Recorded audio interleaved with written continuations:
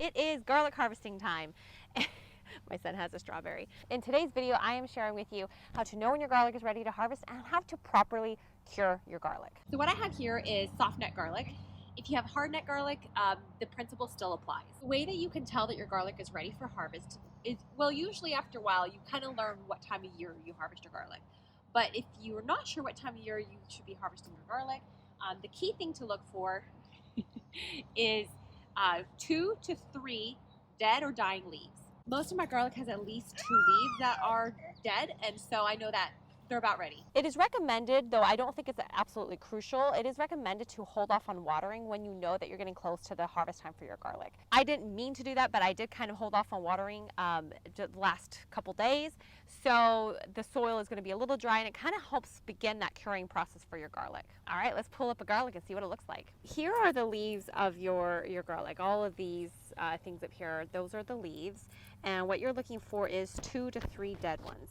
So here's an example. Whoops, sorry, my son. Yeah, we actually have 4. We have 1 dead one here, 1 dead one here, 1 dead one here, and 1 starting to die right here. So these are ready to be harvested. Another way to tell when your garlic is ready to harvest is to just pull one up. I'm going to kind of rock it a little bit. Sometimes having a trowel can help with this. There we go. Nice. Beautiful. When you look at your garlic, the leaves, the skin is completely covering the garlic. There's no breaks in it. There's no incomplete areas. Pretty much it should look like this. You will once in a while get garlic that has kind of like some of the skins peeling off. That's totally fine. As long as most of the cloves are completely covered, your garlic is in good shape. Sometimes it can be easier to use a trowel to kind of help dig up your garlic. I would just, if you're going to do that, kind of come away a couple inches from your garlic so you don't accidentally break it, and just kind of loosen the soil a bit. There we go. Nice. And take off as much dirt as you can right there. This one's a little bit smaller, but it still looks really nice. All right, I'm going to pull all these up.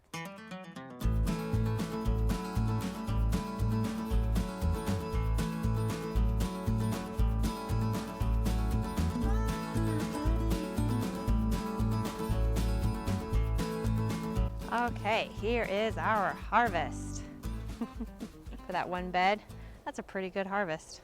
Sometimes you'll get these areas where the skin doesn't completely cover, like a clove right there, like it's kind of broken apart. And that's okay. I would probably just try to use these first because they probably won't store quite as long. If you're curious as to why I chose soft neck garlic over hard neck garlic, check out my first video on planting garlic. The reason I plant soft neck is because they prefer more mild climate, which is what I have here. But I am going to try planting hard neck garlic this fall because I think it's going to do well in my area still, because our winters do get cold enough that I think they'll do fine. Now let's take them into the garage. I got to find a place where there's no sunlight, where I can spread them out evenly in a layer, and that's my garage. Check this out. Looks pretty good, right? I didn't think I could carry all this, but I think I can.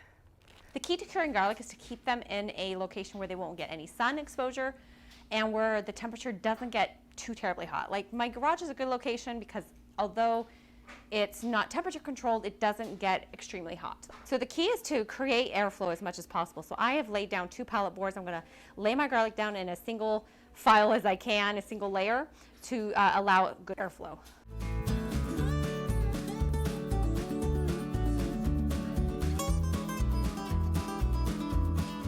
Okay, so we have the garlic all laid out. Ideally, I would have this even thinner, especially in the center here, but because of the limited space that I have, this is what I'm able to do. If you're able to hang these, that's another great option for curing. One thing that you notice I did not do is I did not clean off my garlic. I did not trim anything. I am simply pulling them up from the ground and beginning the curing process.